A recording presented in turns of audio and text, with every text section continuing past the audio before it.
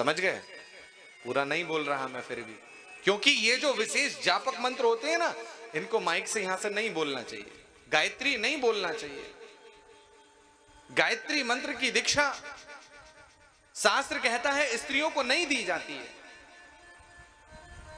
अरे महाराज छोड़ो इस बात को, मैं ये नहीं कहता हूं कि गायत्री की शिक्षा स्त्रियों को नहीं दी जाती है।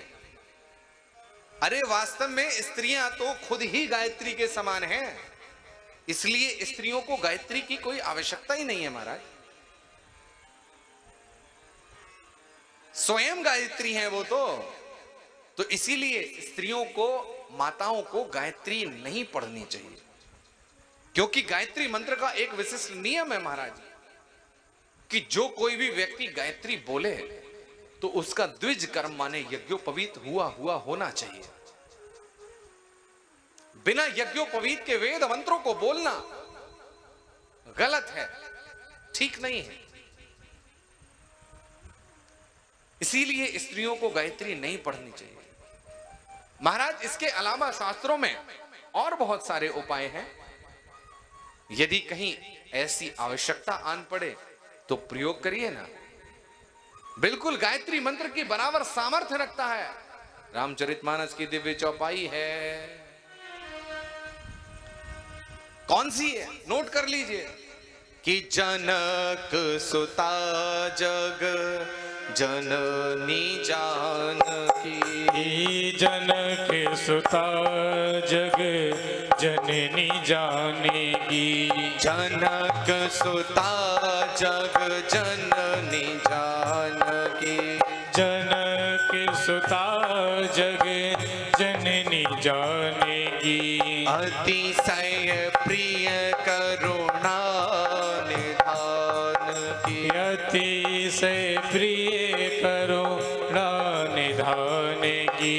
ताके जुगमय कमल मनावो, ताके जुग पद कमल बनावो।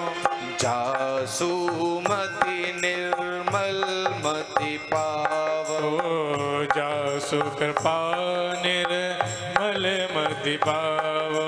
श्री राम जय जय राम,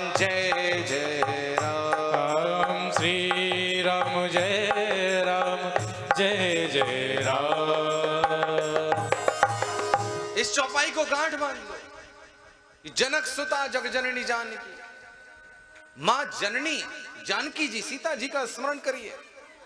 इनके स्मरण मात्र से महाराज व्यक्ति की जो मति है ना महाराज, वो निर्मल हो जाएगी, कोमल हो जाएगी।